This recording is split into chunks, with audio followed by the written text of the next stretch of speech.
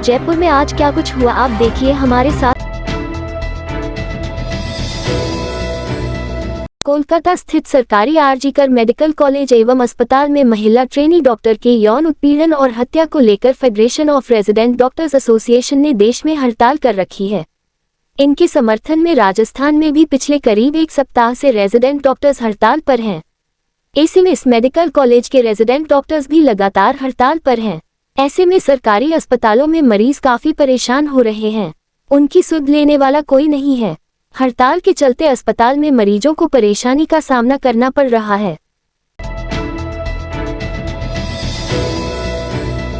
प्रदेश में मानसून फिलहाल कुछ कमजोर पड़ गया है।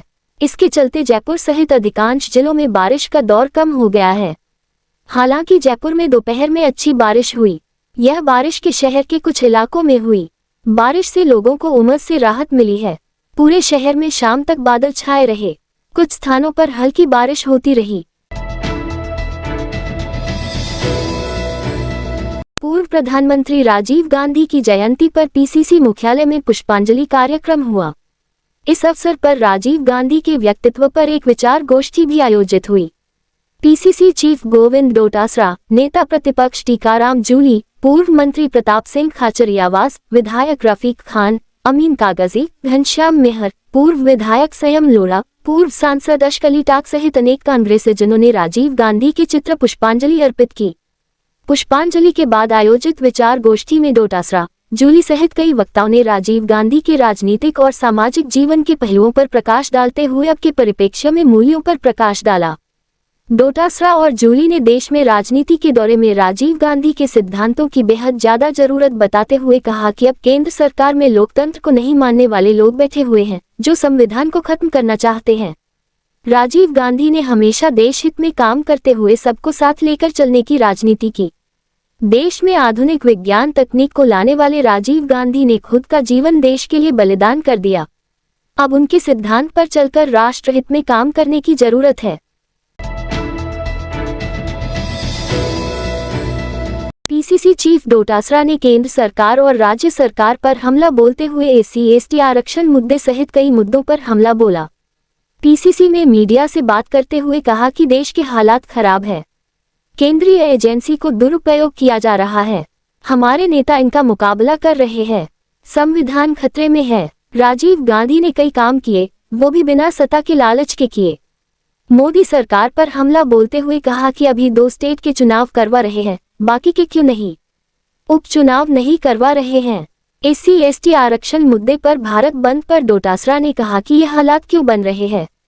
सुप्रीम कोर्ट के फैसले पर सरकार से अपना स्टैंड क्लियर नहीं किया, इसी से ये हालात बन रहे हैं। कांग्रेस का स्टैंड ये है कि हमारी पार्टी संविधान से मिले एससी/एसटी आरक्षण का समर्थन करती है। स्वच्छता हमारे लिए सर्वोपरि है, लेकिन कार्यालयों में इस पर फोकस नहीं है। हमें इस पर जोर देना होगा। आगामी 6 माह हमारा फोकस स्वच्छता पर रहेगा। शिक्षा विभाग और पंचायती राज विभाग मिलकर इस पर काम करेंगे। शिक्षा एवं पंचायती राज मंत्री मदन दिलावर ने शिक्षा संकुल में आयोजित शिक्षा एवं पंचायती राज मंत्रालय के अधिकारियों की अलग अलग समीक्षा बैठक में अधिकारियों से ये बात कही। मंत्री दिलावर ने कहा कि 2 अक्टूबर से विशेष स्वच्छता अभियान चलाया जाएगा, जिसमें शिक्षा एवं पंचायती राज मिलकर काम करेंगे।